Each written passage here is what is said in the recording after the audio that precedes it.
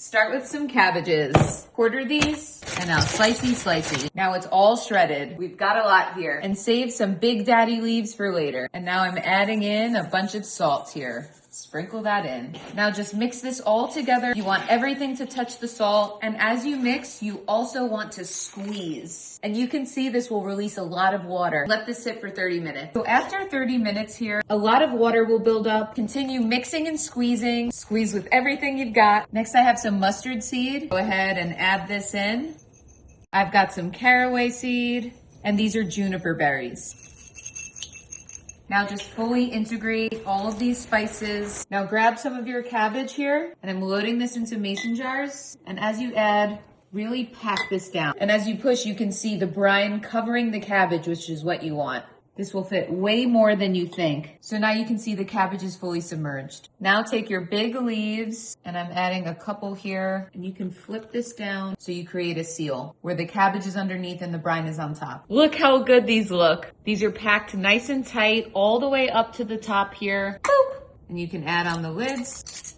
And now just let these sit out on your counter, and after 24 hours, you want to start the burping process. And that just means opening and closing your lid so that all the gas can come out. And trust me, these guys are gassy. I like to just date all of my mason jars, but of course I'm not writing it in here because I feel like only psychopaths actually put marker straight onto the lid and then never be able to use them for anything else ever again. Who does that? And this can take anywhere from a week to 5 weeks. It really just depends on the humidity in the air and the taste that you're going for overall, because the longer these sit and ferment, the more that flavor develops. If you like it super sour, you can just let this rock on. And if you like it a little less sour, then you can check these at 1 to 2 weeks. So excited.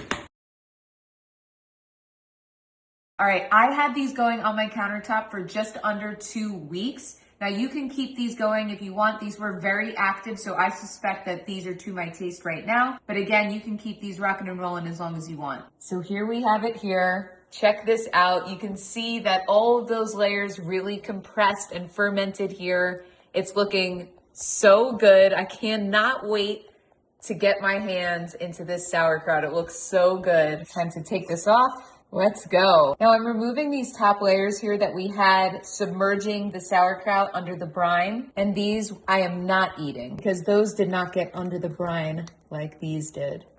Look at this delicious sauerkraut. I'm gonna add some now to my bowl. You can tell this really came out so juicy. And now it's time for me to try. This will go so well with sausage and mustard. That is one of my favorite meals. Cheers, everyone.